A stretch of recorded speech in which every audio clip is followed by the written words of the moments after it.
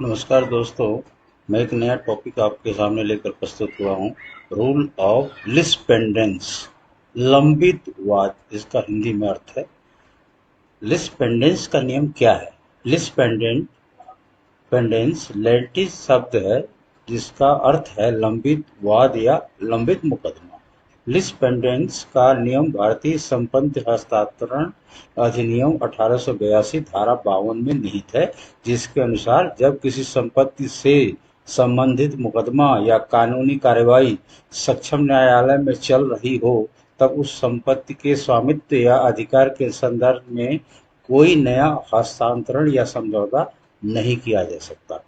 यह सिद्धांत उटलाइट पेंडेंट निहिल इन इनोवेटर पर आधारित है, जिसका अर्थ है जब मुकदमा लंबित हो तब कोई नया परिवर्तन नहीं होना चाहिए।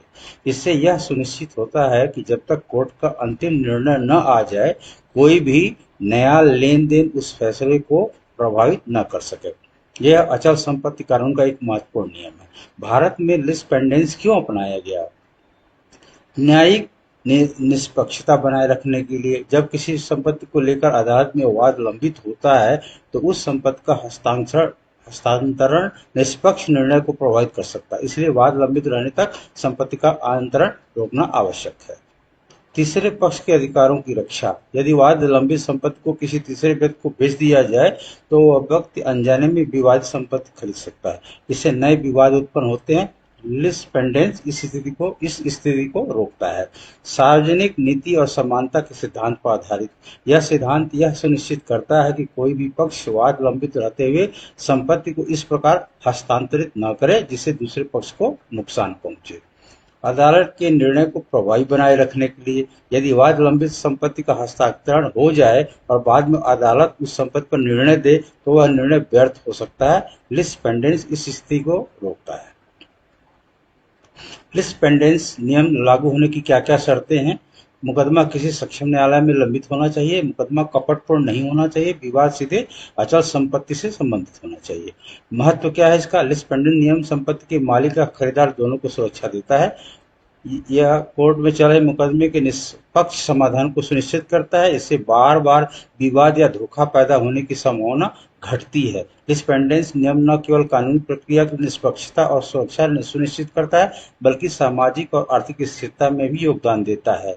लिस्पेंडेंस नियम के उदाहरण: भूमि विवाद। मान लीजिए ए नामक व्यक्ति ने किसी भूमि को बी को बेच दिया। कुछ समय बाद ए का उत्तराधिकारी सी ने अदालत में यह दावा करते हुए मुकदमा कर दिया कि वह भूमि अवैध रूप से बेची गई थी और वह असली वारिस है। तब क्या होगा? और मुकदमा लंबित रहते हुए बी यदि वही भूमि डी को बेच देता है, तब डी का अधिकार न्यायालय के अंतिम निर्णय पर निर्भर करेगा और कोर्ट के निर्णय से बंधा रहेगा।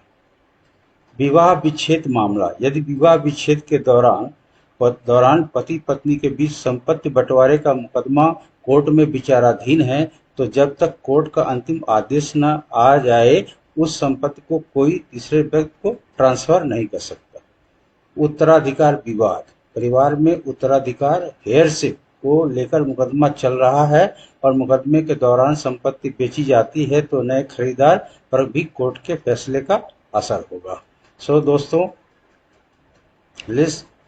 लिस्पेंडेंस के नियम क्यों भारत में अपनाए गए उसका मैंने पूरी व्याख्या की है।